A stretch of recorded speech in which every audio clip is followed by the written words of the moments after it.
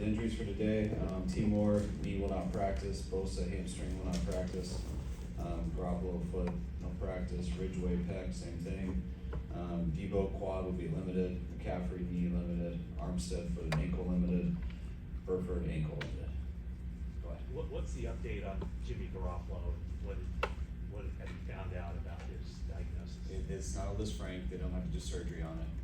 So it'll be a big recovery, but much less than what we anticipated, which is awesome news for him in the offseason. He'll be good to go right away, so it won't be like last year. Really, I mean, there's that way outside chance, late in the playoffs or something like that, but it's just an outside chance. I'm not really real optimistic about that, but they didn't rule it out. What's your plan for him? Put him on IR? We got to play that by ear, kind of with our whole roster. I mean, our goal is to get to the playoffs, so we got to make sure we do the best thing possible for that. And that is the issue with IR, and most likely, if that did happen, we wouldn't be able to come back for that. So we'll see how these IR decisions play out in the next couple of weeks. So Armstead's sitting out, but today, is that just precaution? Did he come through the game well? Yeah, he got through the game well. We got to be smart with him so he doesn't act out like he did earlier in the year, but he had a successful game. With Jimmy, is it similar to last week? Yes. with Jimmy, can you confirm there's no ligament damage? It's just Yeah, no fractured ligament bones. no ligament damage. That was a good thing. And are you familiar with any bone regenerative treatment that's available for pro athletes? And do you think that would be a potential use here to speed up that process of recovery? I mean, they do a lot of that stuff. I'm not familiar with any of it, but we can do whatever helps. The word yesterday, I think, Adam reported 70 weeks potentially. Is that what you're hearing as well? At best case scenario, I mean, not to play football 7 to 8 weeks, but to heal. Is it multiple bones that are fractured or just one? I believe just one, but I don't dive into this as hard as you guys ask me.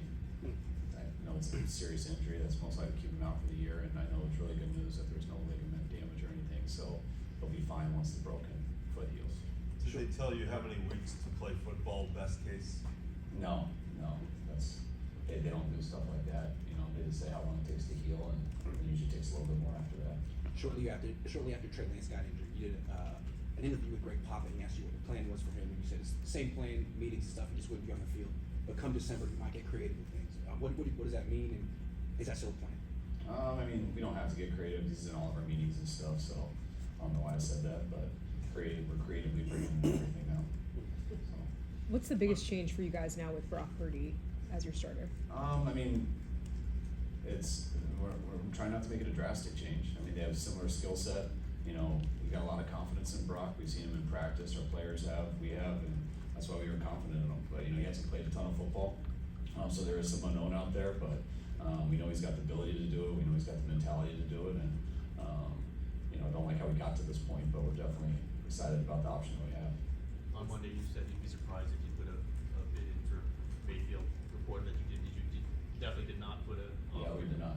And I know things could change, but are you pretty well set with at least the 1-2 quarterbacks you got right? Yes. Yeah, we feel good about it.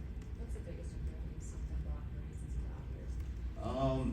I mean, he's just been ready at every opportunity he's gotten. He didn't get much in OTAs. Most of that went to Trey and Nate, and whenever he did, you could see what he showed you guys on Sunday. And each time we picked it up, he just showed more of that. He's very aggressive in what he does. Sometimes that can keep both teams in the game, so that's stuff that you got to work on as you play more. That's where you want to start with it. When a guy can make some plays like he does, it gives you a chance to win.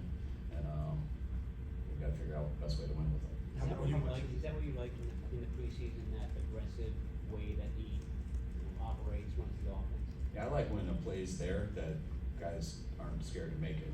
They don't hesitate. They don't take a second look at it. They let it rip and they worry about it after. A lot of guys who just guess do that too. So you got to find out whether they're being aggressive or just they're deciding then to do it, or if they're deciding on Wednesday, and then that's a big difference. So, but Brock has been very good with it. He can explain what he sees, and that's why we got a lot of confidence in him. You mentioned a number of times with Brock that you like the experience, the amount of games that he played in college. How can that experience help in terms of when you go back and watch college games because he's seen this or that type of thing? No, I just think when you're a 4-year starter in a pretty big conference, you've just been in some pressure, and you've done it a lot. You have to come in there as a freshman when you're the youngest on the team, and to be able to do that 4 years in a row, You can tell when guys have done that, they've just been under center a bunch. They understand just how to play the game. They've been in it a lot, and they've been in a lot of situations. I just got to see there's a huge difference in the league and stuff like that. But you can talk about a lot of things, but you can tell he's been in it, and I think that's how he knows how to play fast. How big of a challenge does he have this week going against an experienced defensive coordinator like Todd Bowles, who can show him so much? He's got a huge challenge. I mean, Todd alone, but also the talent they have over there. I mean, they stop the run as good as anybody in this league. They've been doing that for a number of years. They're extremely good in their coverages because they can do anything that they want. They're good in man. They have all the blitzes. So Todd's probably going to throw everything at us, and where it works, they'll keep doing it until we figure out how to do it better back. We all see the videos of Trent, some highlights of his blocks, like every week it seems like you got something spectacular. Do you do that with the game when you're showing it to a team, like stop and look at what Trent's done? Yeah, I mean, we show highlights to get guys pumped up and stuff, and we also show lowlights to keep people humble and to keep people getting better. Trent's low lights. Yeah, definitely. He had a bunch of them last Friday, which was really cool because he had a bunch when he had 4 of them last Friday. So it got on him a little bit in our run meeting, which Trent's awesome with. But it was so cool because it was kind of like the same points in some of those highlight ones where he missed that block. Not because he missed it, just choosing the wrong technique the week before, and chose the right technique about 4 times in a row and a few cutbacks, and it was really cool seeing that back to So is that from practice film or from practice. No, it was from the New Orleans game, but we reviewed that as the week goes and tied to a practice film and keep studying. What did- How does he respond to meetings? Trent always responds good. Trent loves football, loves to be coached. He's one of the smartest O-linemen I've been around, and so if you're sitting there and talking about something and showing something and not just yelling a coaching point, he's locked in and really appreciates it. What happened on the Jerome Baker play that you got hurt on? What should have happened? Who got hurt on? Jimmy. They brought an all-out blitz. What you want to do is dish it to Devo or Christian right away underneath. But they popped 2 guys out, and those guys had them outside and inside, so they took away our hot routes on that play. So you take a sack is what you usually do. You'd love to throw it away and not do it, but they did it too fast and they're on it too quick. So you take a sack, protect the ball, and Jimmy did an unbelievable job. It kind of is, that play shows kind of how Jimmy is. That he was getting sacked, about to go past the 35-yard line, and how much easier it is for us to be in front of that 35-yard line. He kept his legs going, got Robbie the field goal, and that's how his foot got caught out. One more Trent question. How much do you find yourself calling a play? I've got the best left tackle in football, so I can call this play. Does that happen in your head sometimes? Not really. I mean, sometimes like we're gonna get this guy out on the edge, but Buda's out there, and Buda will make everyone look silly. Our guy has a chance for him not to make him look silly. Doesn't mean he won't. So maybe like that every once in a while, but you don't usually know where the ball's going, especially when there's 5 of them there. There's lots of plays that we like to run at Trent because he's pretty good, but half the plays we want to run away from him. We think it's cutting back, but you don't really know that until how the fronts are, how they play the technique. So it's really hard to just run exactly at someone in our offense. What have your conversations been like with Brock since Sunday, since the game ended? How has he carried himself, at the beginning of this week? He carries himself the same way. Brock's got a good edge to him. He's quiet, but I think he's more respectful, just being the younger guy in the room and stuff. But you can tell how like the rookies gravitate to him. He's got good command over them. Our scout team, from Fred and all those guys, they love him. He's aggressive over there. He's not shy in anything he does, but he's fit in with our team well, and he's understood his role, and now it's gotten a lot bigger. But I don't think he changed that. He just keeps being him, and we'll see how it plays out. What's he been doing like the past 2.5 days in terms of preparation? He said his preparation had him ready for last Sunday, so how has he dove in this week? He was there the whole time, and I think that's what guys do. They're like, I've been preparing to start, and now I'm starting, so what else more do I have to do? And try to tell him just to calm down. Let us do that part. You just keep reacting in there and playing fast and having a clear mind and being ready to be aggressive. And I thought that's what he did great on Sunday. So he's in a different role, so he knows exactly what to expect, but he doesn't have to change much. He had to prepare a ton. It's real hard to do that week in and week out because that takes so much effort. I couldn't imagine studying all week for a test and then not being allowed to take the test. Do it a few weeks in a row, and some guys eventually roll the dice and they're like, all right, it's not happening. And then in the first quarter it happens, and then they can't handle it. Brock was ready for it, he handled it, and that's what he's got to do this week too. Sounds like Usually the you spend repair the extra time difference. together. You go ahead. No, you go ahead. Okay, thank you. Have he and Jimmy spent any extra time together this week just to prepare and Jimmy to get him in one? Did him and Jimmy? Mhm. No. Jimmy, I think, will come around being some of the meetings, but, he saw how Jimmy did it and what we all gravitated to help Jimmy get ready for Sunday. And now it's his role, which, he'll do it his own way. He'll do it a little bit differently. He gets to see how Jimmy does his process though, and now we gotta start adjusting to figuring out what's the best stuff that helps Brock throughout the week. Can you compare the difference, the process of you and the coaching staff going from Trey to Jimmy and now from Jimmy to Brock? I think it was a little bit bigger from Trey to Jimmy, just in terms of, the running element that Trey had. Just how we looked at a game plan, how we positioned other formations and stuff to kind of keep him always as a threat as a runner. Jimmy and Brock aren't necessarily running threats, so you don't sit there and design stuff like that, but they're definitely both mobile enough to make plays with their legs. It looks like the Tom Brady's playing right now. What do you see from him? And how is he able to do it in 45 and still be at this level? Cause Tom, I mean, he plays the position better than anyone ever. He's definitely the GOAT from what I've ever seen, but I don't say that just cause he's won Super Bowls, cause how he plays the position.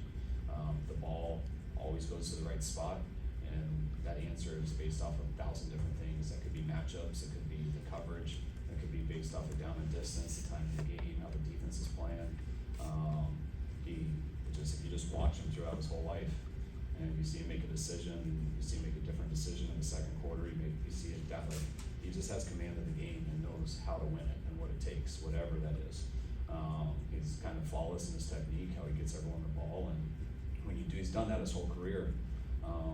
But his throwing mechanics, they only get better each year, so I feel like his arm's stronger now than it was 10 years ago, and his legs move just as good as they did 10 years ago. They weren't great then, but he's extremely efficient and quick in the pocket, and knows where to look and knows where to get the ball to, and he's still the best to play.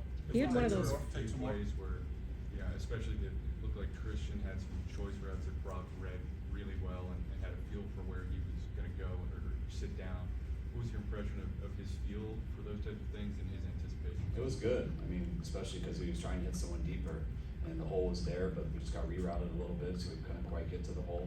And a lot of times when the hole's there, guys will just throw it, and he'll sail over and go to a cover 2 safety, and he was able to wait on it as long as he could, and then he moved the backer and then got it right to Christian. And just a play like that's huge. It's a 2nd and 8 check down, but because of the way you look with your eyes, the timing how you get there, it's a 9-yard game instead of a 4-yard game. And you have plays like that, you never have to see 3rd down, and those are to me usually the biggest plays in the game that no one really counts for. Brady had another one of those fourth quarter comebacks on Monday night. Can you prepare for him and what he's able to do? They just gotta realize that I think 8 of their 12 games have been decided on the last play, on the last drive of the game. I don't care what happens. Brady never stops playing quarterback. So he's efficient at every single time. Yeah, if they're down that much, he's gonna start being more aggressive, but it's never stupid. And they also have a defense that is built to make you struggle. You're gonna have times, hopefully, where you can go on that defense, but you're gonna hit holes, just like New Orleans did. And New Orleans had a couple chances to finish it. They came up just a little bit short, and that happens versus Tom. That's why he's done it more than anyone. Last one. One minute, examined everyone Brady's throws from 2019. Probably wasn't the best season of his career with the Patriots. Are you surprised based on what you saw then, what he's done since then, and that he's still playing? I'd like to say it, of course not, but I think everyone's since then, you're wondering when is the number too high. So, but now, like, when you watch him that first week in Tampa, you're like, what the hell was anyone ever thinking?